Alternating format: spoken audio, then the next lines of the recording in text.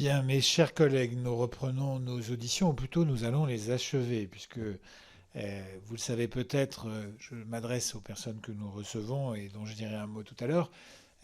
Nous avons commencé nos travaux le 12 septembre dernier. Nous avons réalisé plus de 70 heures d'audition, je crois, largement plus. Depuis le début, recevant la Première ministre actuelle, l'ensemble des ministres des Transports en fonction depuis 1995, l'ensemble des dirigeants du groupe public ferroviaire depuis 1996, l'ensemble des directeurs, je crois, du fret depuis très longtemps aussi, y compris directeurs délégués, du fret ferroviaire, j'entends, de nombreux responsables, d'ailleurs, de chargeurs, d'entreprises qui font du fret ou qui en font un petit peu du fret ferroviaire ou qui pourraient en faire. Bref, beaucoup, beaucoup, beaucoup de personnalités. Ce matin encore, le président du marché de Rungis, M. Layani, ainsi que les utilisateurs du fret ferroviaire, que sont à la fois les entreprises du nucléaire, et notamment celles qui s'occupent du combustible, et les forces armées. Et nous achevons donc aujourd'hui ce chemin avec une dernière audition, après, je le disais, plus de 70 heures de travail partagé avec monsieur le rapporteur. Et je dois lui dire publiquement tout le plaisir que j'ai eu à échanger avec lui jusqu'ici, même si on aura probablement sur le rapport des points de complémentarité, pour ne pas dire plus. Tout le plaisir donc, que j'ai eu à échanger et à travailler avec lui, ainsi qu'avec notre équipe d'administrateurs. Et donc nous concluons notre travail et ces échanges par une audition qui va essentiellement concerner le transport routier. Alors ça peut apparaître comme un paradoxe, mais il a été déjà beaucoup question dans cette commission d'enquête du transport routier, notamment pour évaluer cette concurrence qui est la première, en réalité, beaucoup plus importante, y compris pour l'activité de fret SNCF, mais globalement du fret ferroviaire, beaucoup plus importante que sa libéralisation en 2005-2006. Il y a la concurrence avec la route, qui est le fait transport majeur, bien plus que cette ouverture de marché décidée sous l'impulsion des règles européennes.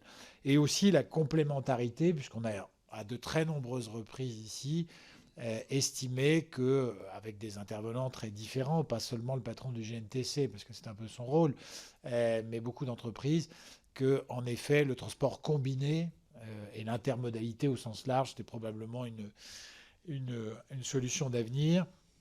Et qu'on sait très bien que vous n'allez pas nous tenir ici un discours caricatural sur les uns contre les autres. Et on sait très bien, je le dis pour les acteurs du transport routier que vous êtes, on sait très bien aussi que vous allez insister sur cette complémentarité, sur les questions que vous vous posez, sur la transition énergétique qui sera la vôtre, sur les moyens qu'il faudra y consacrer et qui seront importants. Et donc, merci en tout cas à Madame Florence Berthelot, que j'ai plaisir à retrouver, déléguée générale de la Fédération nationale des transports routiers, à Monsieur Bruno Klöckner, membre du conseil de direction de la FNTR et délégué général de XPO Logistics, et à Monsieur Jean-Marc Rivera, délégué général de l'Organisation des transports routiers européens, que j'ai déjà aussi croisé, d'avoir répondu à notre invitation. La concurrence, on le disait, avec le transport routier, c'est l'explication principale de l'attrition du fret ferroviaire ces dernières années. Et donc, on aura l'occasion de revenir dans ces échanges sur le coût des externalités du transport routier et sur votre stratégie de décarbonation. On sera très heureux de vous entendre notamment sur les évolutions technologiques dans votre secteur, la manière dont vous envoyez à la fois le calendrier pour la décarbonation de la route. On sait que le ministre des Transports est très engagé, que le gouvernement est très engagé sur le sujet, mais aussi sur les infrastructures nécessaires à cette décarbonation et des investissements et le niveau de soutien public que vous espérez ou attendez, et puis les demandes qui sont celles de vos clients en matière de décarbonation des transports. Est-ce que vous ressentez aujourd'hui une demande beaucoup plus forte, ce que nous ont dit beaucoup des personnes que nous avons auditionnées, une exigence de pouvoir, à la fin de la livraison du produit, pouvoir attester, nonobstant les évolutions de la demande et ce juste à temps qui, de toute façon, restera la règle impérative. Est-ce que vous sentez cette inclusion d'une demande de verdissement dans la commande que vous passe un certain nombre de vos clients? Et comment vous voyez, si vous avez eu l'occasion de coopérer avec lui, je ne doute pas que c'est le cas, comment vous voyez les rigidités à la fois du transport ferroviaire, mais aussi ses atouts dans le contexte actuel? Je vous laisserai à chacun la parole pour 5 minutes environ. On poursuivra ensuite nos échanges sous la forme de questions. Je vous précise que cette audition est retransmise sur le site de l'Assemblée nationale en direct et qu'elle fait l'objet d'un enregistrement. Je dis cela parce que depuis le début de la commission d'enquête, on a constaté à de nombreuses reprises que beaucoup de personnes ont regardé les enregistrements. Et hier encore, avec monsieur le rapporteur, on a eu l'immodestie d'être reconnus sur site par des cheminots qui avaient assidûment regardé les vidéos de la commission d'enquête. Je vous précise aussi à tous les trois que, comme je l'ai fait à toutes les personnes auditionnées ici, hormis les fonctionnaires européens, puisqu'ils en sont dispensés, je suis tenu de vous faire prêter serment, de dire la vérité, rien que la vérité, toute la vérité, au regard de l'article 6 de l'ordonnance du 17 novembre 1958, qui concerne le fonctionnement des assemblées parlementaires. Et donc je vais vous demander à tous les trois, puisque vous prendrez tous les trois la parole, j'imagine, de bien vouloir lever la main droite et de dire distinctement « je le jure ». Très bien. Je prends acte de votre serment et donc je vous donne la parole successivement. On va peut-être commencer par vous, Madame Berthelot, Madame la déléguée générale. Merci, Monsieur le Président, et merci, Mesdames et Messieurs les députés, de cette invitation à cette commission d'enquête qui nous passionne. J'ai déjà eu l'occasion de le dire à Monsieur le rapporteur juste avant cette réunion. Effectivement, dans votre propos liminaire, vous avez déjà balayé un certain nombre de questions qui sont celles que nous souhaitons voir posées et puis pouvoir y répondre dans le cadre de cette audition. Mais je tenais aussi à dire que j'avais pris l'initiative de faire venir un membre du conseil de direction de la FNTR, Bruno Klockner, ici présent, qui non pas délégué général, mais directeur général de XPO Logistique France. Le président, pardon. En plus, moi-même, je me trompe, ça commence bien. Parce que je trouvais que XPO Logistique était assez représentatif des entreprises de transport routier qui appartiennent à notre fédération et qui sont très investies à la fois dans la question de la décarbonation du transport routier, mais très investies aussi dans le report modal. En fait, j'ai beaucoup d'entreprises qui, en fait, font du transport combiné et transport ferroviaire.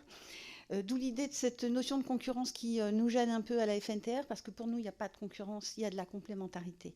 Il y en a toujours eu, et je rappelle que la FNTR, dans les années 60, avait été l'initiative de la création de la société Novatrans, qui était la grande société de transport combiné, qui depuis est devenue une entreprise privée au cours du temps, mais qui témoigne bien du fait que nous considérons que nous sommes avant tout des transporteurs, quel que soit le moyen de transport. Certes, nous avons des camions, mais nous sommes aussi les principaux clients du transport combiné et du transport ferroviaire. Et il me paraissait intéressant justement qu'à travers des exemples concrets, et je sais que votre commission est attachée à avoir des exemples très concrets, Monsieur Kleckner ait la capacité de vous donner quelques éclairages sur des expériences vécues, bien entendu sans citer forcément le nom d'entreprises ou de collectivités concernées, mais pour voir où sont les blocages aujourd'hui pour des entreprises qui veulent aller vers le ferroviaire et le transport combiné. Et sans être trop longue dans mon propos liminaire, je pense, mais sinon on vous la remettra puisqu'on y a travaillé avec aussi OTRE et une troisième organisation qui est TLF, notre feuille de route décarbonation qui a été remise au ministre concerné le 24 mai, et où vous verrez, et ça c'est un point essentiel dans l'approche de la décarbonation, qu'il y a deux parties. La première partie, c'est la décarbonation des flottes. Donc la décarbonation des camions, quelles énergies demain à la place des énergies fossiles dans nos camions. Qu'est-ce que ça suppose en termes d'investissement? Qu'est-ce que ça suppose en termes d'infrastructure? Qui doit payer? Comment? C'est un gros sujet. Mais la deuxième partie de notre feuille de route décarbonation, et nous nous battons beaucoup pour ça, est moins connue, c'est ce qu'on appelle la décarbonation du fret. Et dans la décarbonation du fret, dans nos propositions, et c'est acquis, il y a le report modal. Donc clairement, en ce qui nous concerne, le report modal n'est pas une contrainte, c'est une opportunité de décarbonation. Ça n'est pas la seule. Vous avez les aspects de déco-conduite, vous avez aussi les questions d'implantation des zones logistiques plus proches des lieux de livraison pour éviter des kilomètres inutiles. Et donc je pense que nous aurons l'occasion de développer cet aspect, mais d'ores et déjà en propos liminaire, il nous paraissait important de pouvoir insister sur ce fait que nous ne nous situons pas en situation de concurrence vis-à-vis du transport ferroviaire, mais bien en logique de complémentarité et même en approche d'outils de décarbonation. Je vais peut-être passer la parole à Bruno pour compléter. Je pense que M'entendez? Oui. Je pense que tu as tout dit, Florence. Effectivement, le report modèle est complémentaire de toutes les actions que nous avons et c'est pas nouveau. On a des activités qui s'opèrent par la voie ferrée, mais je pense aussi au report modal fluvial. Nous avons quelques activités qui permettent aujourd'hui de décarboner de cette façon. Mais d'une manière générale, je pense que les transporteurs sont très investis aujourd'hui pour trouver des solutions. Et c'est tout à fait complémentaire à partir du moment où vous avez aussi très souvent ces cycliques, vous avez des manques de capacité. Donc il est tout à fait intéressant d'avoir ces capacités-là. Et ce sont des capacités qui s'inscrivent dans la durée. Et donc pour un transporteur, c'est très intéressant de pouvoir opérer en report modal. Donc je veux absolument confirmer que nos activités sont complètement complémentaires. Moi, je ne vois pas du tout le report modal comme une activité concurrente. J'aimerais d'ailleurs pouvoir le pratiquer davantage dans mon entreprise.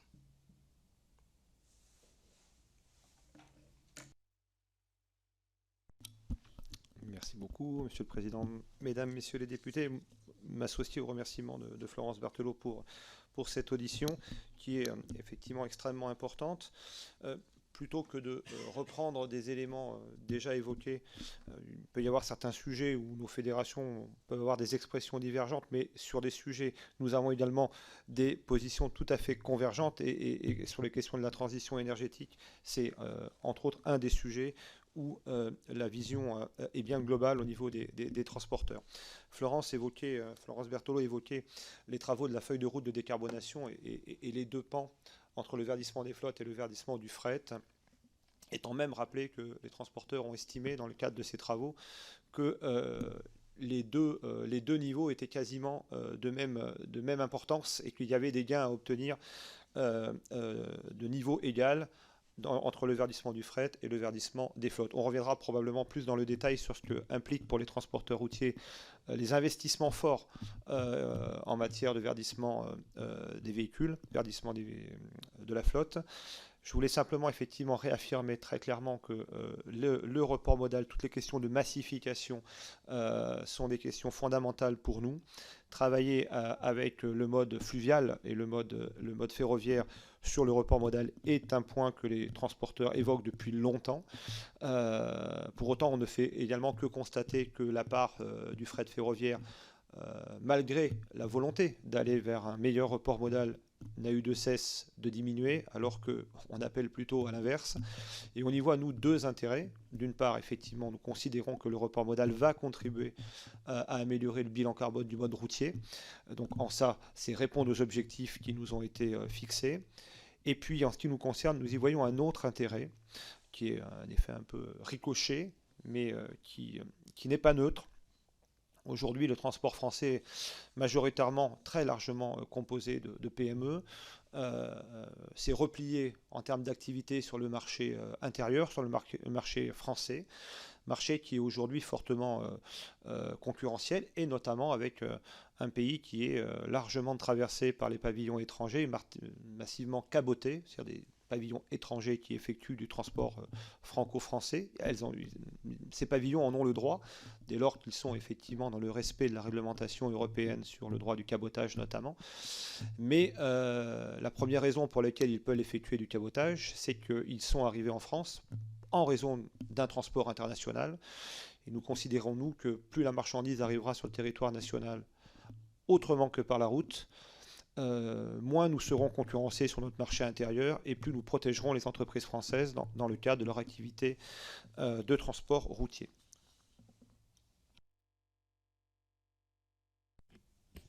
Bien, merci. Donc on va rentrer tout de suite dans les questions qu'on pourrait vous poser. La première pour vous, Monsieur Rivera. Donc, on a bien saisi la différence entre les deux composantes de la stratégie, à la fois le verdissement des flottes, le verdissement du fret. Dans les composants respectifs des stratégies qui peuvent être mises en place à l'échelle nationale et les politiques publiques d'accompagnement qui peuvent être mises en place à l'échelle nationale, comment est-ce que vous situeriez la France dans la mobilisation de crédit public? Il y a très clairement, quand on fait des comparaisons avec ce qui se passe à l'étranger, il y a des pays qui consacrent un peu plus parfois de crédit public au verdissement du fret et d'autres un peu plus au verdissement de la flotte. Comment vous regardez cette singularité des politiques publiques françaises? La deuxième question, elle porte sur la question de l'éco-redevance. C'est une singularité française au regard de ce qui peut se passer dans d'autres pays qui sont autant traversés que la France, c'est-à-dire la Belgique, l'Allemagne, la Suisse, de ne pas avoir de système d'éco-redevance et que finalement le seul endroit où on paye vraiment la route, c'est les autoroutes payantes, mais pour tout le reste, il y a un accès libre au réseau routier. Comment est-ce que vous regardez ce sujet qui de toute façon reviendra dans le débat public, on le sait très bien, dans les 10 ans qui viennent, d'abord par les régions et probablement ensuite par d'autres réflexions d'alignement sur ce qui se fait à l'étranger. Troisième préoccupation, peut-être question pour XPO Logistics. Vous disiez que vous souhaiteriez faire utiliser plus la voie d'eau ou le rail pour transport de marchandises en combiné avec la route. Concrètement, qu'est-ce qui vous freine aujourd'hui? Est-ce que c'est le coût humain de l'entrée dans ces raisonnements du fret ferroviaire, qui est une solution qui est lourde et complexe, comme la solution de la voie d'eau, plus que la route, beaucoup plus. Est-ce que c'est la taille des flux que vous avez à expédier? On sait que quand c'est des flux très longs, le rail la solution rail est moins chère quand on a plus de 500-600 km, sur les flux européens notamment. Voilà, je serais curieux de vous entendre sur ce sujet. Et puis une question peut-être, il faudrait éteindre votre micro parce que je n'ai pas terminé. Et du coup, ça fait un peu de l'arsène. Et une dernière question peut-être pour... une double question pour Madame Berthelot. Dans la stratégie de décarbonation qui est celle du transport routier en France, quelle part respective tiennent les carburants alternatifs et la solution électrique? Première question. Et la seconde, comment est-ce que vous anticipez le coût de ce verdissement? Et là, je vais rester sur les flottes. Pour les transporteurs, son calendrier et la manière dont vous avez besoin d'être accompagné pour cela. J'y reviens. Voilà, donc on peut peut-être commencer par M. Rivera. Alors, je vais commencer par répondre à la question de l'éco-redevance, votre deuxième question, qui est un sujet important. Nous considérons, nous, aujourd'hui, donc d'une part que la France a la particularité également d'avoir un réseau concédé autoroutier. Il n'est pas le seul, mais c'est une particularité. Enfin, en tout cas, on fait partie des pays qui a un réseau concédé qui est dense et un réseau concédé sur lequel le coût des péages et les contributions des poids lourds est extrêmement important. Nous considérons également que la loi climat et résilience a fixé la possibilité de la mise en œuvre d'une contribution poids lourd aux régions. 3 régions ont déjà, alors, en dehors de l'Alsace, qui a un temps d'avance sur la mise en œuvre de cette taxe, mais 3 régions ont déjà exprimé leur volonté de mettre en place cette contribution poids lourd. La région Grand Est, la région Auvergne-Rhône-Alpes, qui m'est chère, plutôt la région auvergnate d'ailleurs, et la région Occitanie. Juste une petite précision, c'est des régions qui ont demandé à bénéficier d'une fraction du réseau routier national. Ça, c'est une disposition de la loi 3DS, mais elles n'ont pas toutes les 3 activé les mécanismes à ce jour pour percevoir les redevance. Il n'y a qu'une seule région qui l'a faite sur les 3 que vous avez cités, mais je tenais à le préciser, et c'est la région Grand Est. Alors, c'est au moins la première région qui nous a invités à participer à l'ouverture de travaux. Très clairement, elles ont affiché cette volonté-là. Alors, sauf à avoir une expression différente, en tout cas des 2 autres régions, nous considérons, nous en tout cas, qu'il y a au moins eu une expression de ces 2 régions de dire qu'elles souhaitaient le mettre en place. Pour autant, on rejoint effectivement tout à fait votre propos. On n'a pas eu encore le début d'une moindre travaux pour la mise en œuvre. Mais pour autant, on est bien sur la mise en place d'une contribution de poids lourd sur ces régions. Et rien ne dit que d'autres régions ne suivront pas une fois que le modèle aura été très clairement instauré. D'ailleurs, c'est un modèle que nous regardons, nous, aussi en projection avec les travaux européens, notamment sur l'Eurovignette, et de rappeler que l'Eurovignette dit très clairement que le système de contribution doit être un système, c'est un droit d'usage certes, mais qui ne s'inscrit pas sur un modèle de vignette, mais bien sur des kilomètres parcourus. C'est tout à fait le modèle des autoroutes, où plus vous roulez sur les autoroutes, plus le montant de votre trajet est élevé, et la contribution imaginée par la région Grand Est est bien également sur le modèle des kilomètres parcourus. La vraie question posée et sur laquelle la région Grand Est nous a donné un début de réponse, c'est à quoi va servir les recettes. Nous comprenons en tout cas que les recettes devraient être principalement, pour ne pas dire exclusivement, fléchées vers le financement des infrastructures, et nous comprenons les infrastructures routières dans la mesure où elles considèrent que si elles récupèrent des compétences sur les routes, elles vont devoir aussi en assumer l'entretien.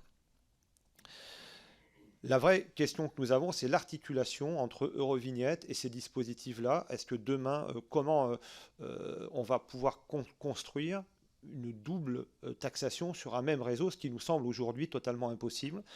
Donc nous nous interrogeons aujourd'hui sur ce cumul de taxation prévu. D'autant plus que l'ensemble des modèles prend également en compte les futures modulations en fonction des émissions des différents véhicules, dans le même temps où, au niveau européen, donc la question en 2027 de la mise en place d'ETS, donc des quotas, devrait également avoir un impact sur les producteurs pétroliers, avec une taxation qui devrait, à un moment donné, nous être répercutée dans le coût des carburants, et on est bien sur une taxation liée enfin une taxe carbone finalement sur les énergies fossiles. Bon, tout ceci nous amène quand même, nous, à nous interroger sur le coût que le transport routier va devoir supporter et les conditions dans lesquelles il sera amené ou il pourra répercuter, parce que c'est la première problématique des transporteurs aujourd'hui. Je rappelle que le secteur est massivement composé de petites structures. La moyenne est inférieure à 30 salariés et les conditions commerciales de négociation avec nos grands donneurs d'ordre sont extrêmement complexes, étendues et encore plus quand on est dans des périodes comme celles que nous traversons aujourd'hui où les volumes sont en forte baisse. Et parallèlement, nous avons, et je répondrai à ce moment-là plus à votre première question, des enjeux qui nous semblent aujourd'hui incontournables et sur lesquels la profession s'est clairement inscrite, c'est la décarbonation et ce que tout ceci impose en termes d'investissement pour les entreprises.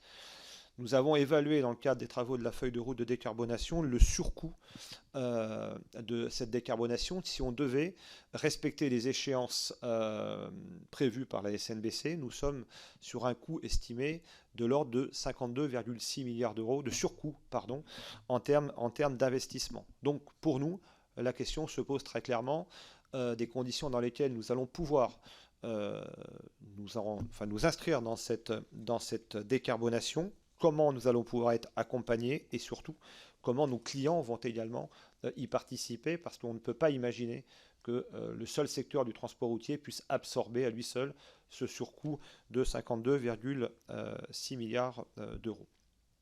Je laisserai effectivement Florence rentrer plus dans le détail sur effectivement la partie des énergies et la part des énergies, mais très clairement aujourd'hui nous voyons à travers nos travaux qu'un investissement fort, en tout cas une orientation forte, se dessine vers le mode électrique. Alors on pourra effectivement rediscuter et vous représenter selon nous quelles sont les échéances, des échéances qui nous semblent crédibles, mais en tout cas certainement un petit peu plus éloignées que celles qui sont aujourd'hui programmées, principalement pas du fait que les véhicules n'existent pas. Ça serait, je pense, plutôt mensonger de dire que les constructeurs ne sont pas au rendez-vous de l'électrification, notamment sur les véhicules lourds marchandises. Mais en revanche, très clairement, nous savons et nous avons fait la démonstration, et les acteurs du secteur ne le contredisent pas, qu'il y a un retard considérable sur tout ce qui va être recharge des véhicules électriques lourds et que tout ceci risque de nous amener à une mise en œuvre de l'électrification lourde à des échéances plus lentes que celles qui ont été imaginées, d'où l'importance de maintenir un mix énergétique, mais je ne rentrerai pas plus dans ce détail pour laisser Florence compléter. Et j'ai perdu votre troisième question. Il y en avait que 2. Ah oui, c'était pour vous là.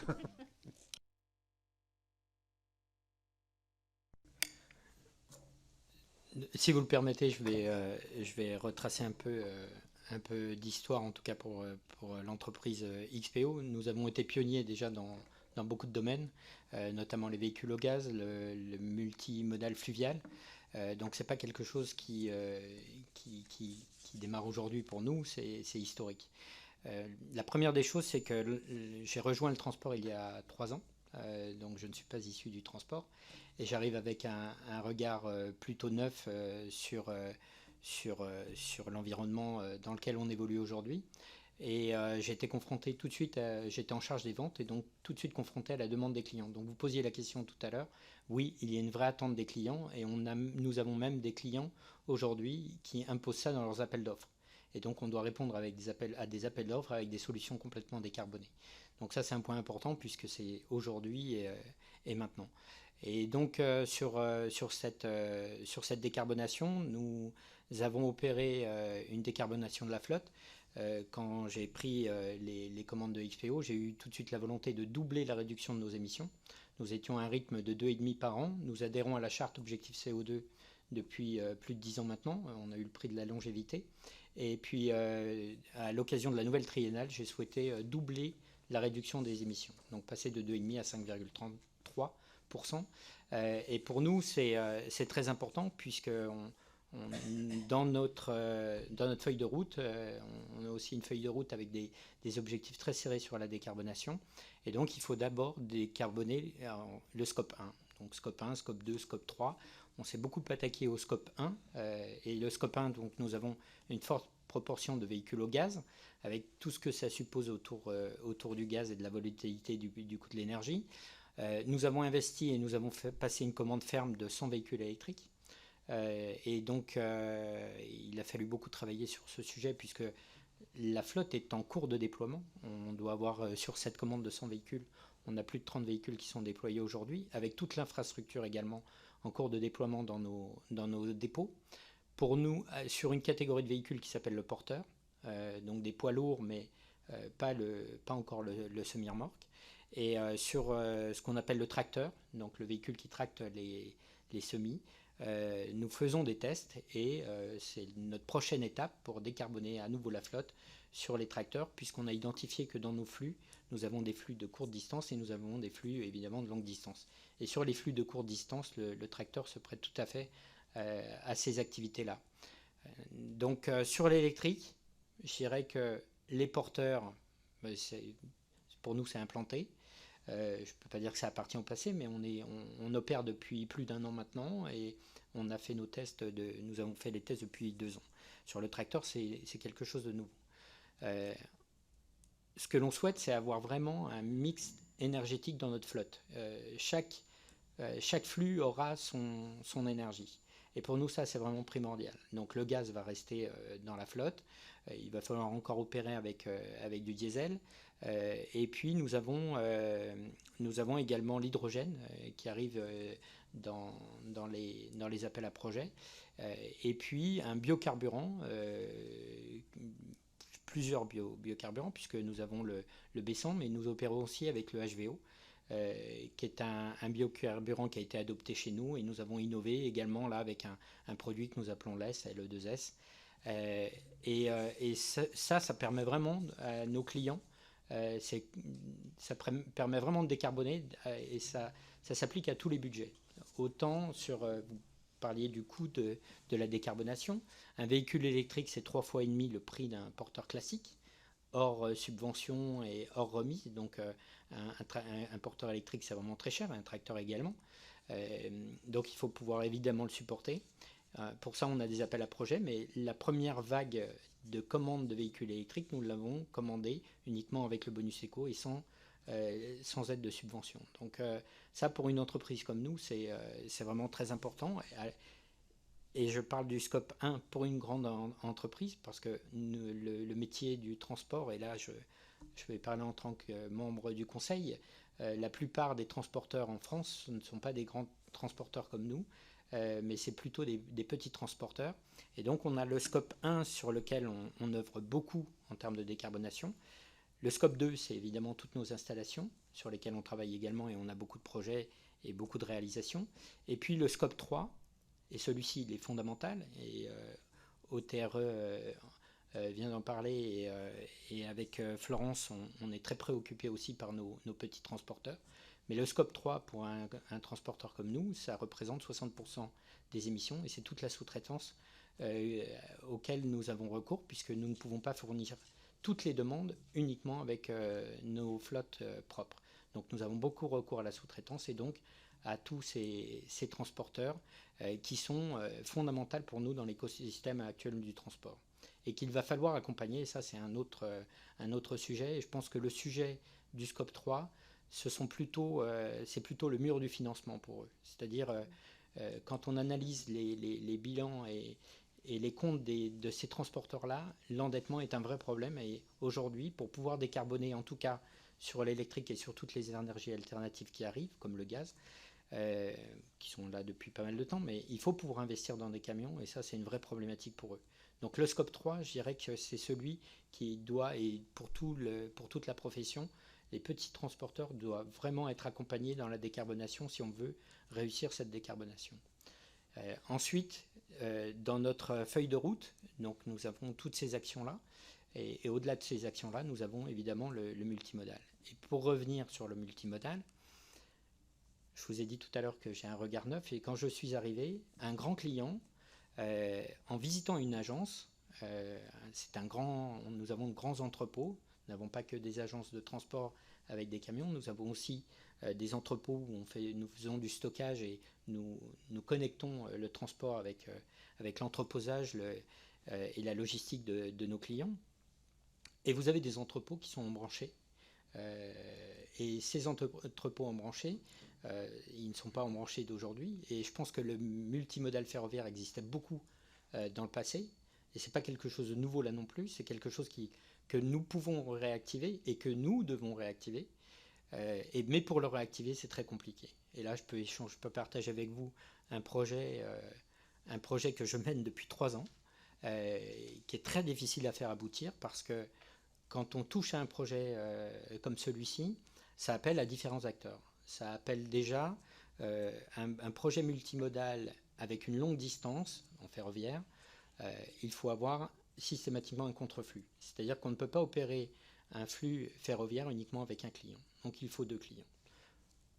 Nous avons pu trouver 2 clients. Donc autour de la table, ça veut dire qu'il faut mettre 2 clients, il faut pouvoir satisfaire 2 clients, ce qui peut se réaliser sans problème. Mais au-delà de ça, sur ce projet-là, il nous a fallu la commune, le département, la région, ensuite le ministère de l'Intérieur, parce qu'il y avait un problème de sécurité autour de la route, puisque quand vous opérez en multimodal, et là on parle d'un projet qui peut sortir 1500 camions de la route, et vous voyez que nous on ne considère pas ça comme une concurrence.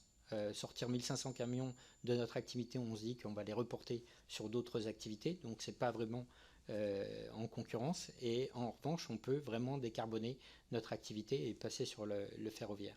Mais 1500 camions sortis de l'axe principal n'en demeure pas moins qu'il faut avoir du pré-acheminement et du post-acheminement pour charger les wagons. Et là, on rentre dans de nouvelles problématiques que sont les transports locaux qui sont près des entrepôts de chargement ou de déchargement. Et là, ça change un peu la configuration du plan de circulation local, et donc ça appelle à d'autres acteurs que nous devons réunir autour de la table. Et puis ensuite, on est confronté à un certain nombre... Et juste, vous pouvez nous dire où se situe ce projet et à quel point vous en êtes aujourd'hui, puisque vous l'avez lancé il y a 3 ans? Alors, je l'ai lancé il y a 3 ans, et le problème, c'est que je vous ai dit que c'était critique d'avoir 2 clients. Le problème, c'est qu'en cours de route, en 3 ans, on perd un des 2 clients, on perd l'énergie et l'envie d'un des clients, parce que les choses bougent, et que ce sont des projets qui s'inscrivent dans une durée qui est vraiment trop longue aujourd'hui pour pouvoir exploiter. Il faudrait pouvoir aller très vite. Et là, j'ai un autre exemple sur du multimodal fluvial. J'ai lancé un projet il y a quelques mois, et là, juste avant de venir, et c'est réel, on vient de m'envoyer la photo du premier test en multimodal fluvial. Et je me dis que le multimodal ferroviaire ça m'a pris 3 ans, là où un multimodal fluvial va me prendre quelques mois. Et je pense que c'est vraiment un très bel exemple qui montre à quel point c'est difficile aujourd'hui et quelle motivation il faut avoir pour faire du multimodal en ferroviaire. Mais je reviens sur les problématiques qu'on peut rencontrer de la connexion avec le rail. Non seulement je vous ai énuméré toutes les problématiques, mais on s'est doté d'outils, vous parliez des ressources. Le problème n'est absolument pas pour nous le problème de ressources humaines. Nous avons des ingénieurs, et j'ai recruté des ingénieurs spécialisés en multimodal aujourd'hui pour pouvoir vraiment développer, déployer ce genre de projet. Mais sur ce projet-là, il est à l'est de la France, avec un très grand groupe. On a de très, très beaux volumes. On a encore l'envie, et je pense qu'on a encore la motivation. En tout cas, moi, c'est vraiment un projet important pour nous. Et la dernière problématique qui m'a été renvoyée, c'est que je devais prendre la responsabilité des ponts. Voilà, ça, c'est le dernier événement. Et chaque fois qu'on avance dans ce projet-là, on a toujours des surprises. Et en fait, ce n'est pas du tout notre métier. Réactiver une voie, prendre en charge la rénovation de la voie, voilà, vous avez des parties de voie qui vous appartiennent, d'autres qui appartiennent à la commune, à l'État, etc. Et donc, pour nous, c'est vraiment un challenge que de devoir faire aboutir un projet de multimodal ferroviaire. Celui-ci, je peux vraiment vous détailler complètement le déroulé du projet, et on a du mal vraiment à parvenir. Et pourtant, on a des investissements. On a été d'accord pour prendre une part des investissements à notre charge, alors que ce n'est pas du tout notre métier. Notre métier, c'est transporteur, ce n'est pas investisseur dans des infrastructures ou autres. Mais par contre, si à un moment donné, l'investissement a une réalité économique et on arrive aujourd'hui à s'entendre avec les clients, et c'est ce que nous avions fait, à partir du moment où les clients sont d'accord pour l'intégrer dans le prix, c'est quelque chose qui peut s'envisager. Mais ensuite, prendre la responsabilité des ponts, ça, c'est juste impossible pour nous. Nous n'avons pas ces spécialités-là aujourd'hui dans les entreprises. Mais pour moi, c'est vraiment important de donner cet exemple-là. Et puis, au-delà de la décarbonation, nous avons été très attentifs aussi. Alors, c'est une vraie conviction chez nous que de décarboner nos flux, mais nous avons été attentifs aussi à l'environnement dans lequel nous opérons, et donc les ZFE. Et cette commande de 100 véhicules, nous avons anticipé pour pouvoir servir nos clients malgré l'arrivée des ZFE. Et puis les ZFE, vous savez comme moi qu'elles ont été reportées. Et donc, ma crainte aussi par rapport aux investissements que nous avons réalisés, aujourd'hui, on peut se poser la question de savoir si ces investissements en avance-phase ne sont pas parfois un désavantage concurrentiel par rapport à d'autres, puisque nous investissons massivement dans la décarbonation, et que l'environnement dans lequel on est, il est quand même pas assez certain pour pouvoir pérenniser ces investissements. Donc c'est important pour nous de bien opérer dans un environnement légal qui soit stable. Oui, beaucoup de choses ont... J'aurais dû le faire d'emblée, mais j'ai oublié de mentionner tout à l'heure qu'on a, lors d'une table ronde précédente, auditionné les transports de Lille et les transports Maufrais déjà. Oui, effectivement, et beaucoup de choses ont déjà été dites pour la partie à laquelle je dois répondre, mais néanmoins, pour compléter et sans être redondant, quand on a bâti la feuille de route décarbonation, en fait, c'était une attente de notre profession, parce que, en fait, ça faisait depuis déjà 2018-2019 qu'on s'inscrivait dans une logique de ce qu'on appelait à l'époque un contrat de transition énergétique avec l'État. C'est-à-dire qu'en fait, c'était une manière déjà d'aborder ce qu'on n'appelait pas encore la décarbonation. La décarbonation est un terme qui est vraiment récent et européen, mais ça fait longtemps qu'on s'inscrivait dans une logique de développement durable. Et je rebondirais volontiers, parce que c'était une des clés du sujet, sur le dernier propos de Bruno Klockner, sur en fait ceux qui sont partis avant les autres. Et pour exemple, et ça je crois que ça a un peu refroidi certaines ardeurs, ça fait quand même un certain nombre d'années que, effectivement, la profession, avec l'appui de l'ADEME, etc., a développé charte et label CO2, les transporteurs s'engagent, qui a porté des effets très concrets de réduction des émissions. Mais on avait, et les fédérations accompagnées, une des premières énergies alternatives qu'on avait vu surgir, qui était le GNV, le gaz naturel véhicule. Et ça a pris un peu de temps, mais en réalité, au fur et à mesure, les transporteurs eux-mêmes ont investi dans les stations. Ils ont acheté des véhicules qui sont des véhicules différents que les camions diesel. Et ça fonctionnait plutôt bien et ça se déployait bien jusqu'à ce qu'on atteigne des niveaux de prix de gaz extrêmement élevés. Et notamment du fait de la guerre en Ukraine. Et là, malheureusement, ce qui s'est passé, on s'est tous tournés vraiment vers l'État en disant, là, il faut trouver un mécanisme de sauvegarde parce que le prix du kilo de gaz a été multiplié par 3. Or, il se trouve que, vous le savez, nous avons un mécanisme d'indexation pour le gazole, mais nous en avions un aussi pour le gaz. Mais quand les contrats étaient indexés sur l'indice du Comité national routier, eh bien, les chargeurs eux-mêmes nous disaient, retournez au diesel. On ne paiera pas le surcoût. Et on s'est retrouvé avec un certain nombre d'entreprises qui ont dû laisser les camions gaz au parc. Bon, ensuite, le gaz a rebaissé, c'est reparti, etc. Mais ça a un petit peu refroidi ceux qui ne s'étaient pas encore lancés dans une transition énergétique en se disant on va peut-être se lancer dans quelque chose sans la certitude qu'on aura une visibilité. C'est le premier point sur lequel on voulait attirer votre attention, parce que ça a aussi un petit peu coloré les travaux que nous avons eus de la feuille de route décarbonation. Et pourquoi ils étaient attendus? C'est parce qu'autour de la table, ça a commencé par la task force, puis ensuite c'est devenu la fameuse feuille de route décarbonation article 301, donc sous deux ministères successifs. On réunissait autour de la table les énergéticiens, les constructeurs et les opérateurs. Et c'était très important, parce qu'en réalité, je le dis un petit peu cash, mais chacun a un peu sa stratégie. Les constructeurs sont sous le coup de directives européennes où, si en 2025, ils ne sortent pas assez de véhicules zéro émission, ils sont sous le coup d'amende. Il faut garder ça en tête. Les énergéticiens, toujours assez discrets, mais en disant, en fonction de l'énergie qui sera choisie, on produira. Mais en fait, ce n'est pas aussi évident que ça. Et on rentrait dans ces travaux l'esprit assez ouvert, mais en fait en s'appuyant sur les travaux de la précédente stratégie nationale bas carbone. Et on avait quand même, nous, bien en tête que entre les tailles d'entreprise, entre ce qui était disponible, le mix énergétique, et d'ailleurs nous sommes ressortis des travaux, nous, avec cette absolue conviction, le mix énergétique est la seule solution pour faire la décarbonation. C'est-à-dire qu'il n'y aura pas qu'une énergie pour remplacer le diesel. Il y a toute une batterie d'énergie. Et il y en a même qui ont fait un petit peu surgi en cours de travaux.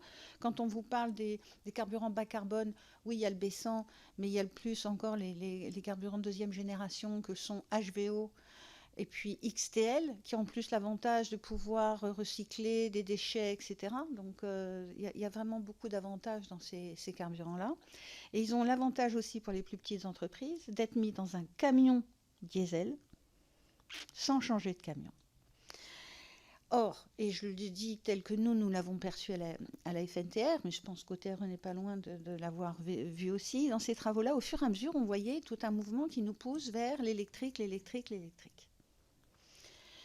Avec des constructeurs qui nous disent on sera prêt, avec une incertitude sur les énergéticiens, mais ça je sais que Jean-Marc y reviendra peut-être tout à l'heure sur les prévisions en matière de bornes, haute puissance, etc. Sauf qu'en l'état, aujourd'hui, un camion électrique, alors je sais qu'il y a des désaccords avec les constructeurs sur le sujet, mais enfin moi le moins cher dont j'ai entendu parler, il vaut 320 000 €, et le plus cher 450 000 €, là où un camion diesel vaut 100 000 €. Quand vous avez en plus une flotte de 5-10 véhicules, ce qui est le cas de beaucoup d'entreprises, un tel investissement, qui en plus ne peut pas être financé par la vente de votre précédent véhicule, puisqu'à un moment donné, le but, c'est qu'il n'y ait plus de vente de véhicules diesel, il ne peut pas être financé comme ça. Et donc, au fur et à mesure, et je raccourcis pour ne pas être trop longue, quand on arrive à un surcoût sur le simple verdissement des flottes de 52,6 milliards €, la première question, c'est comment va-t-on financer ça? Globalement, les pouvoirs publics, et ça, il faut le reconnaître, disent on est prêt à accompagner. Il y a eu un appel à projet en 2022, mais qui était un peu frustrant parce que, en fait, sur les 55 millions, ça a financé 84 camions, 20 cars et le reste en autobus et bennes à ordures. Donc, on voit que cette décarbonation nous concerne, mais elle concerne finalement tous les véhicules lourds. Et il y en a eu un deuxième cette année de 65 millions qui a permis de financer environ 550 camions lourds. Quand je dis financer, je suis inexacte. Participer à financer, puisque le montant de la subvention par camion est entre 120 et 150 000 euros. Ce qui fait qu'il reste quand même à charge pour l'entreprise une somme significative. Et on ne compte pas, effectivement, le prix des bornes, même s'il y a aussi des aides de l'ADEME sur le sujet. Et alors là, c'est un aspect sur lequel on rentrera peut-être, mais tout un aspect administratif, tirer des lignes en zone rurale, parce qu'une entreprise de transport n'est pas en ville, ni même en zone périurbaine, elle est en grande périphérie, voire en zone rurale. Donc il faut amener toute l'infrastructure électrique, parfois à haute puissance, et ce n'est pas du tout simple. Et on aura le même problème d'ailleurs sur les routes et sur les autoroutes. Quoi qu'il en soit, on voit bien que l'État fait des efforts, et nous, on le dit très simplement, on ne va pas passer notre vie la main tendue vers l'État en disant « aidez-nous ». Parce que de toute façon, l'État ne peut pas tout financer. Ça, on en est parfaitement conscient. Donc, les banques, en ce moment, allez les voir pour demander après des taux d'intérêt qui restent émouvants. Et surtout, si vous êtes une petite entreprise et que vous n'avez pas la solidité financière en termes de fonds propres pour acheter plus d'un camion, on ne va pas bien loin. Alors, on peut imaginer des prêts verts, un certain nombre de choses.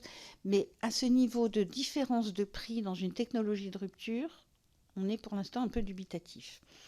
D'où notre idée que nous souhaitons voir au moins discuter, c'est qu'on parle beaucoup de planification écologique et on a raison. Pour l'instant, on ne voit pas une vraie planification, si ce n'est la fixation de certains objectifs. Pour nous, ce qu'il faut à côté, c'est la planification de financement, la planification financière, où sont réunis finalement tous les outils et leviers financiers à la disposition d'entreprises comme les nôtres.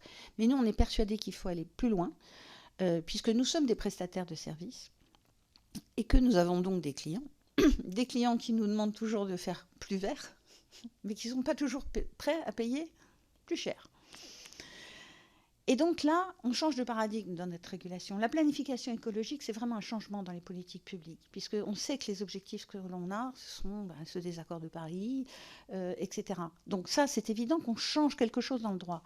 Mais quelque part, si nous, transporteurs, sommes tenus à des objectifs de décarbonation, il faut que nos clients soient aussi tenus à des objectifs de décarbonation de leur transport.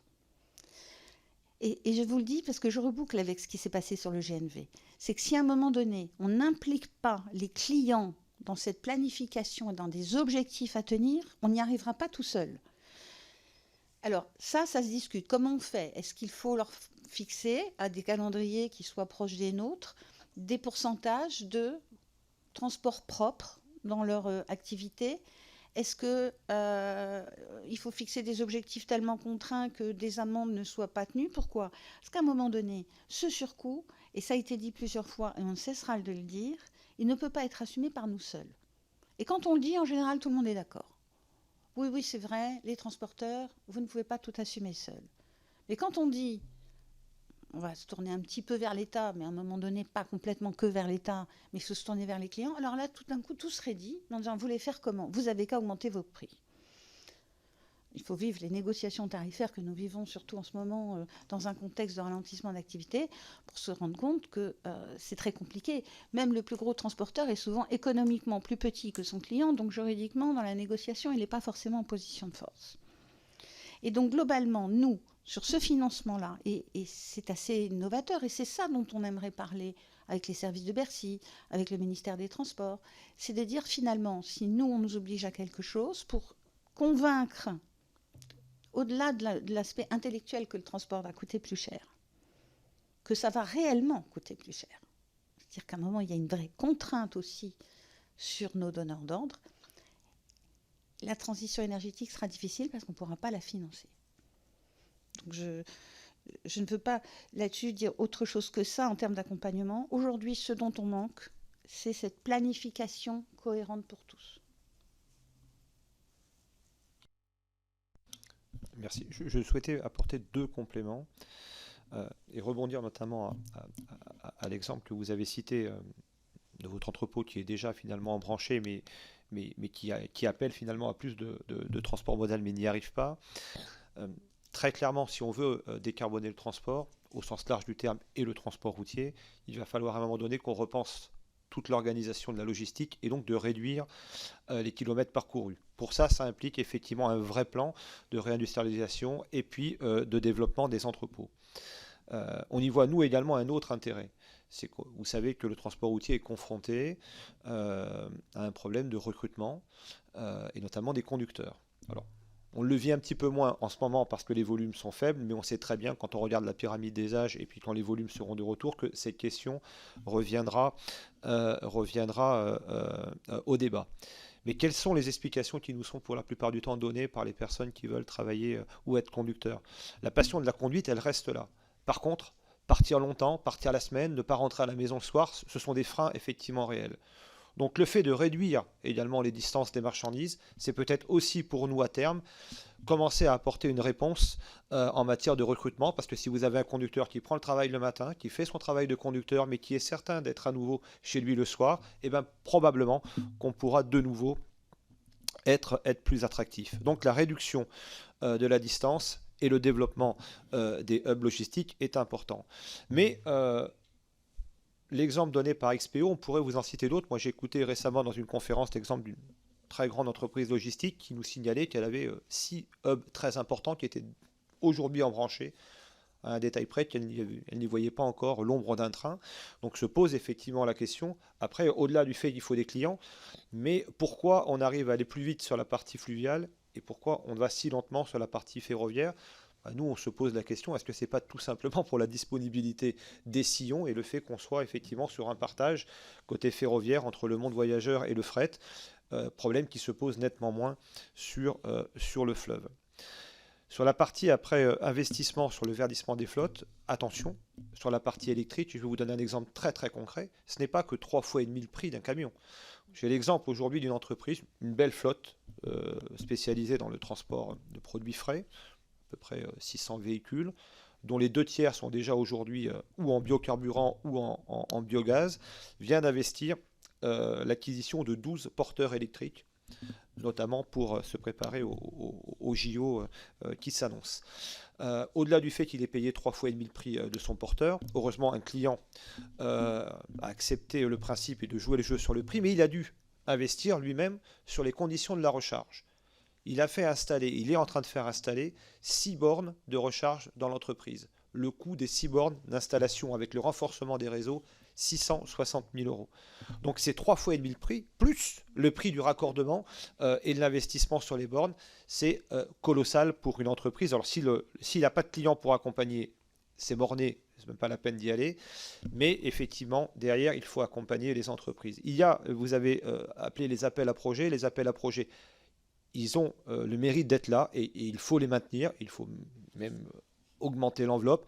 Mais ils comportent quand même deux effets négatifs. Le premier, c'est qu'ils sont extrêmement complexes et qu'aujourd'hui, très peu accessibles à des petites et moyennes entreprises. Qui plus est, quand bien même vous voulez acheter, si vous n'êtes pas certain d'obtenir l'appel à projet, vous ne pouvez pas faire votre commande. Et puis l'autre difficulté, c'est lorsque vous allez voir votre banquier, l'acquisition du véhicule, vous le payez au prix de vente. L'aide arrive après. Et donc ça, c'est un vrai frein dans la relation avec les banques. Et se pose donc pour nous la question plutôt d'un modèle différent d'accompagnement des entreprises, beaucoup plus adapté au monde de la PME, qui est celui effectivement du bonus à l'acquisition, qui nous apparaît beaucoup plus simple, beaucoup plus efficace pour nos entreprises et les relations avec le monde bancaire. Alors je comprends après effectivement que ça puisse poser un problème de maîtrise des budgets, mais l'approche de l'appel à projet est quand même extrêmement limitatif et un énorme frein pour les PME. Monsieur le rapporteur, vous avez la parole. Merci, Monsieur le Président. Merci, Madame, Messieurs, de vos premières contributions. Je reviendrai sur un élément qui me semble tout à fait intéressant dans le débat sur l'articulation route-fer.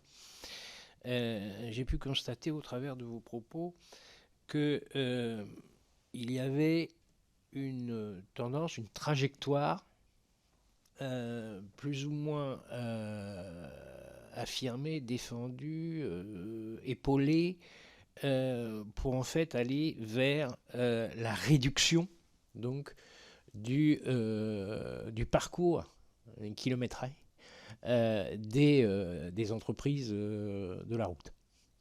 Vous avez pour cela avancé plusieurs arguments. D'abord, par rapport à la concurrence du pavillon étranger. En fait, vous dites, moins ça arrive de loin dans notre pays, mieux on se porte, dans la mesure où eh bien, ce sont nos entreprises qui ensuite vont pouvoir faire le travail, évidemment sur des trajets plus courts. Dans ce cas de figure. Vous avez dit ensuite, eh bien, on est dans une trajectoire de réindustrialisation, de réordonnancement d'entrepôts relais et de réduction, donc, qui permettrait une réduction des kilomètres de nos entreprises, qui répondrait aussi aux souhaits des salariés. Voilà, il y a une dimension ressources humaines. Est-ce que cette trajectoire-là, on peut considérer qu'elle est objectivée dans les travaux qui sont les vôtres, dans les incitations qui sont les vôtres et celles des pouvoirs publics? Est-ce que tout cela ne va pas vers une modification de la nature des prestations des PME de la route dans notre pays, et qui pourrait répondre à une nouvelle articulation entre le fer pour au-delà des 600 km, en gros, parce que le niveau d'équilibre se tient par là, 700 km, et puis finalement une prépondérance du pré- et post-acheminement dans la nature des activités de nos PME de la route. Est-ce qu'il n'y a pas là un cheminement pour l'avenir du lien fer-route? Mais peut-être j'extrapole et... Vous entendez bien. Je pense qu'en réalité, la vraie question qu'on a tous dans cette approche de planification, c'est de savoir qu'est-ce qui viendra des politiques publiques et qu'est-ce qui viendra naturellement du marché par l'incitation des politiques publiques. Je ne sais pas si je suis claire dans ce que je dis, parce qu'en réalité, je pense que ce que vous évoquez n'est pas un mouvement qui sera imposé en politique descendante, mais c'est plutôt le choix des logisticiens dont le métier, je laisserai parler les spécialistes, c'est d'apporter au mieux la réponse à un client sur une organisation logistique, pas seulement sur un transport, y compris pour un transporteur qui ne se définit pas logisticien, sa logique, elle est d'optimiser son transport, de rouler le moins possible à vide. Parce qu'un camion qui roule à vide perd de l'argent, que ce soit au retour s'il n'est pas complètement rempli, et train et wagon, c'est le même sujet. En réalité, ce qui me frappe, c'est que c'est logique, tout se construit avec un client.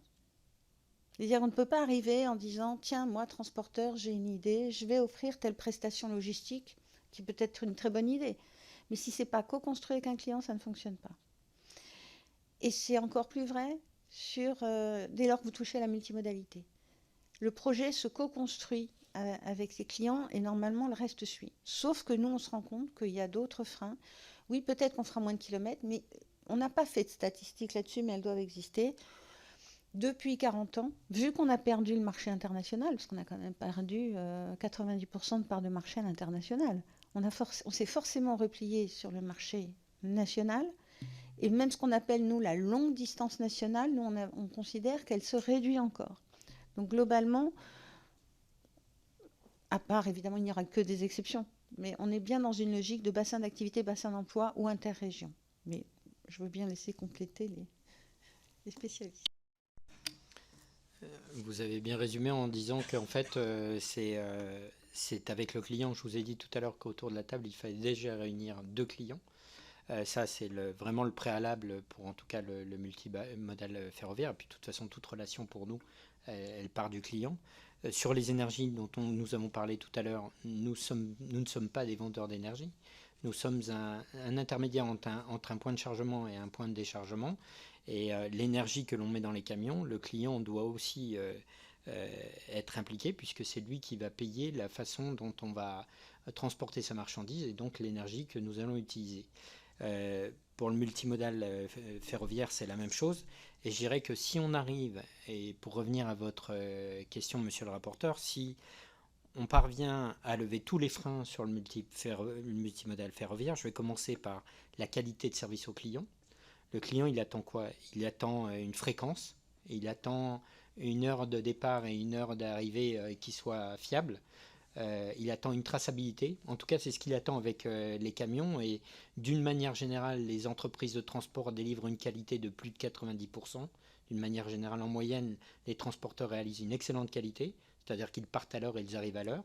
Et tout ça est très contrôlé. Et on a dépensé énormément d'argent dans la traçabilité, les nouvelles technologies et la digitalisation de nos opérations.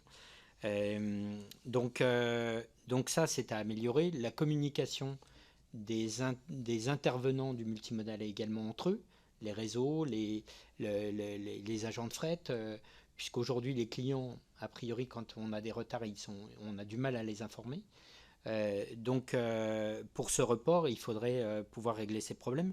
Les problèmes d'infrastructure dont je vous ai parlé tout à l'heure, une infrastructure vétuste, vieillissante, qu'il faut pouvoir adapter.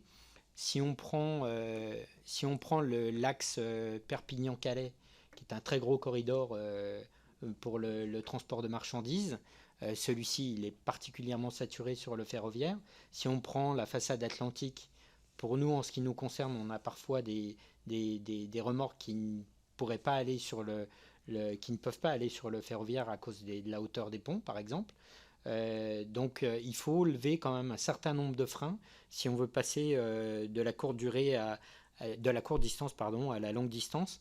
Je rajouterais la compétitivité tarifaire. Si on doit parler d'un ordre de prix entre le multimodal ferroviaire, si on intègre le pré et le post-acheminement, je ne sais pas ce que d'autres ont pu vous dire jusqu'à maintenant, mais je pense qu'on est dans une évaluation entre 15 et 20% plus cher que le transport routier. Ça dépend des capacités. Si on est dans un contexte comme aujourd'hui, sous-capacitaire, surcapacitaire, les prix baissent. Et donc, la route est extrêmement compétitive. C'est pour ça que j'ai parlé de capacité tout à l'heure par rapport au ferroviaire. Et ce qui est intéressant, c'est que le ferroviaire offre une possibilité d'avoir des capacités qui sont contractées et dans la durée. Après, on a tous les freins que je viens d'énumérer qu'il faut pouvoir régler. Ensuite, je vous le disais tout à l'heure, pour nous, c'est une modification importante de notre organisation. Ça appelle des compétences, donc on a fait cette acquisition de compétences en interne pour pouvoir, des ingénieurs qui sont capables aujourd'hui de passer de la route au ferroviaire ou au fluvial. Donc nous avons opéré ce changement parce que nous croyons vraiment que nous avons une opportunité d'améliorer les choses au niveau du report modal. Et puis les subventions, oui, les appels à projets, c'est très bien, il faut le souligner. Nous n'en avions pas bénéficié pour nos véhicules électriques sur le premier projet l'année dernière, mais cette année, on a pu en bénéficier. Je pense que tous les acteurs du transport saluent la possibilité d'avoir ce genre de choses. Sur les appels à projets, sur les subventions, l'inquiétude, elle peut aussi venir de l'Europe.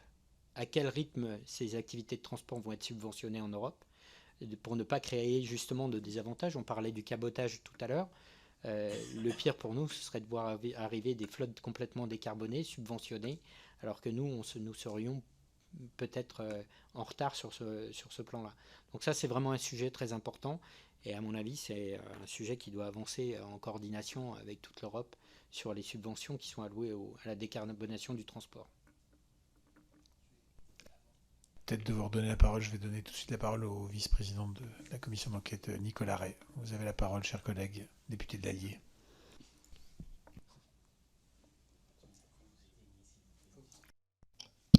Merci, Monsieur le Président. Je voudrais revenir, vous l'avez évoqué là depuis plusieurs minutes, sur les freins au report modal, les raisons qui expliquent la faiblesse du fret en France. Vous le savez, les chargeurs restent méfiants vis-à-vis du fret. La route reste moins chère, plus pilotable, mieux maîtrisable. Donc, que faut-il pour inverser cette tendance ? Est-ce qu'il vaut plus taxer la route ? Je ne le pense pas. Vous n'allez pas me souhaiter cela. Est-ce qu'il vaut mieux moins taxer le fret, ou en tout cas mieux inciter ? Je voudrais revenir sur l'écotaxe. Si ma mémoire est bonne, vous étiez quand même, votre profession était opposée à cette taxe qui avait fait l'objet d'une forte opposition en 2013 et qui a été suspendue et je dirais abrogée en 2015. Quelle est aujourd'hui votre position sur l'éco-contribution qui va être mise en place dans plusieurs régions ? Quelle est la qualité de vos relations aussi avec les opérateurs du fret ? Et puis, dernière question, qu'est-ce qui restera l'apanage du routier ? Est-ce que ce sera certaines zones de montagne, certains reliefs, bien sûr les derniers kilomètres, ou certains types de marchandises ? Merci. Je vais directement répondre à votre dernière question, mais qui va me permettre de faire le lien avec ce qu'on s'est dit effectivement précédemment. Moi, au-delà du fait effectivement que la plupart des marchandises quand même, et c'est pour ça que la route reste aujourd'hui majoritaire, c'est qu'on est déjà sur des distances parcourues qui de toute façon ne sont pas compatibles au fait de pouvoir être sur le mode ferroviaire. Pour autant, il y a un certain nombre de marchés qui doivent être captés par le mode ferroviaire ou fluvial.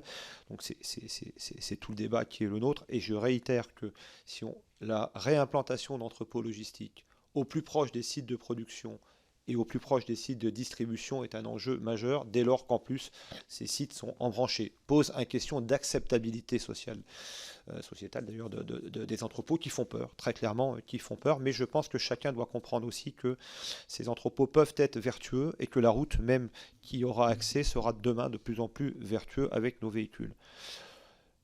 Mais par contre, nous sommes des prestataires de services. Nous transportons des marchandises qui ne sont pas les nôtres. Et donc finalement, on ne fait qu'exécuter une commande. Et je vais vous prendre deux exemples. J'aime bien les sortir, mes deux exemples, parce qu'ils sont assez parlants. Moi, je connais un grossiste fleuriste en Normandie qui achète des fleurs sur un producteur breton. Distance entre le producteur breton et le grossiste, moins de 100 km. Le seul problème, c'est que pour pouvoir acheter ces fleurs, il est obligé de les acheter sur le marché des fleurs international à Amsterdam. Donc les fleurs partent de Bretagne, montent à Amsterdam pour repartir ensuite en Normandie. Elles ont donc fait à peu près 6 fois le kilométrage qu'elles auraient dû parcourir si la transaction avait pu se faire en direct. Si on regarde les animaux vivants, qui est un secteur d'activité qui nous est cher chez nous, la plupart des transporteurs d'animaux vivants sont implantés en Bretagne, en grande partie. Pourquoi ? Parce que les sites d'élevage sont en Bretagne. Sauf qu'on va tuer les animaux pour la plupart du temps dans le sud-est de la France pour pas dire en Italie, puis après on les ramène de l'autre côté pour les transformer. Tout ça, c'est pas le transporteur qui décide, c'est bien nos clients. Et donc pour revenir concrètement à votre question, pourquoi à un moment donné la question de l'écotaxe nous a posé difficulté ? C'est qu'on est venu porter une charge supplémentaire aux transporteurs en se disant plus on va charger le transporteur, plus on risque effectivement de favoriser le report modal.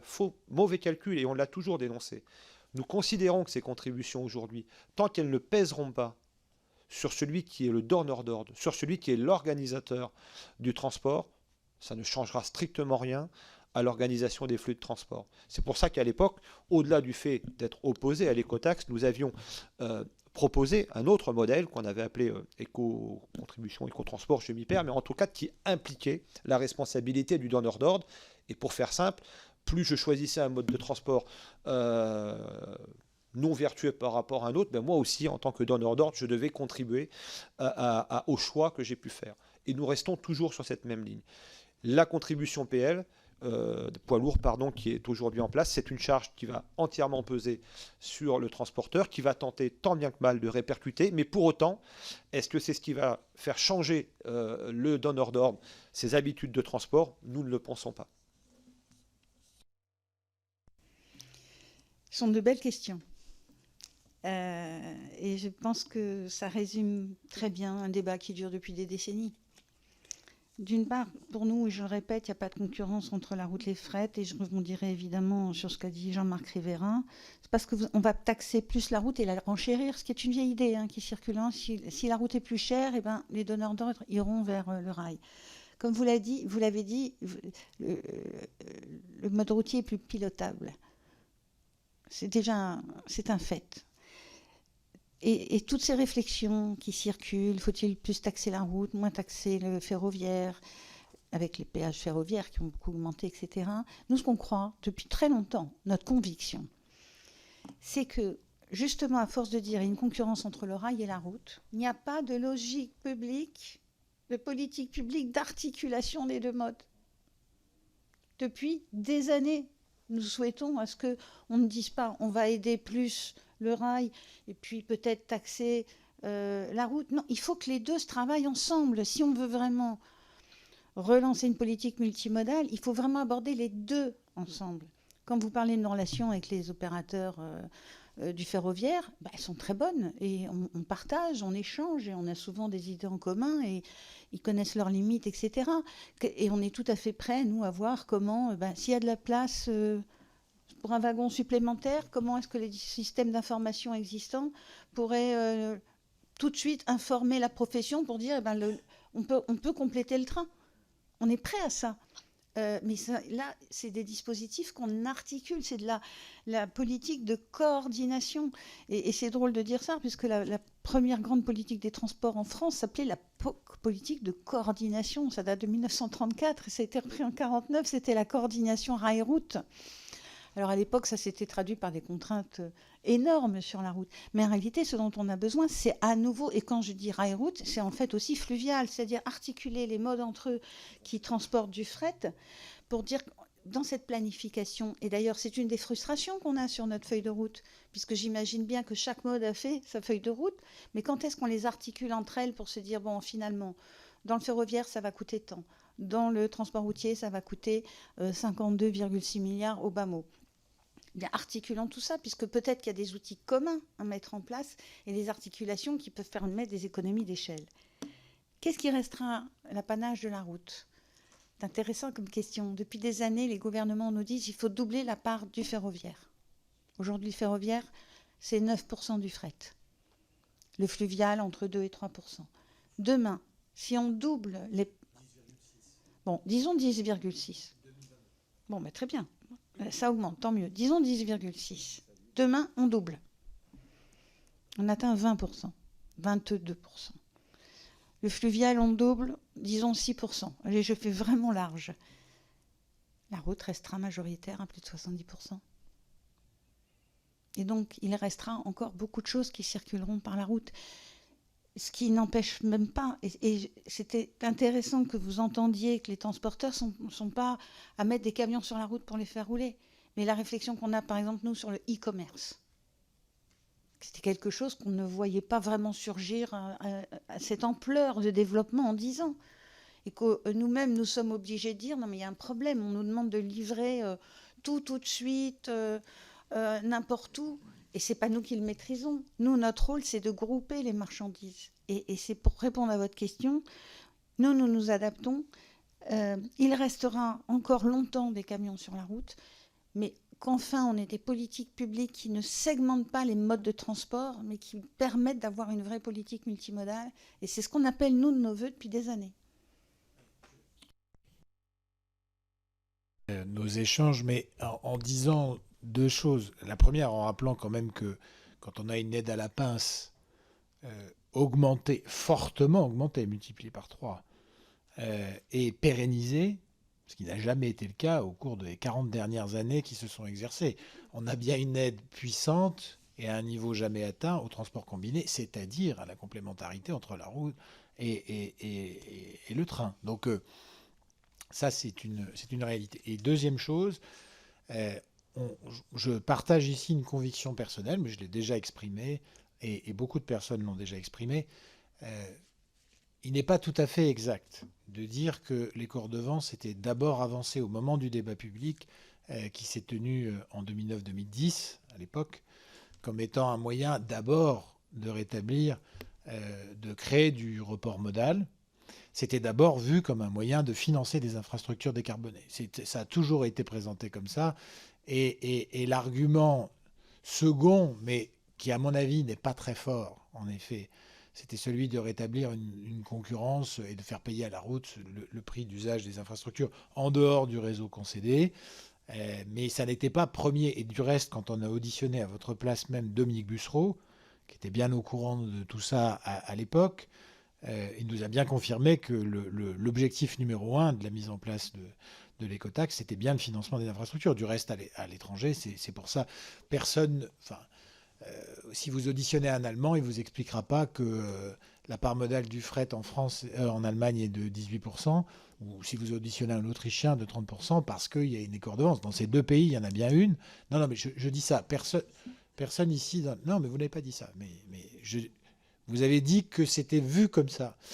Et alors, en tout cas, quelqu'un l'a dit à l'instant, c'est vous.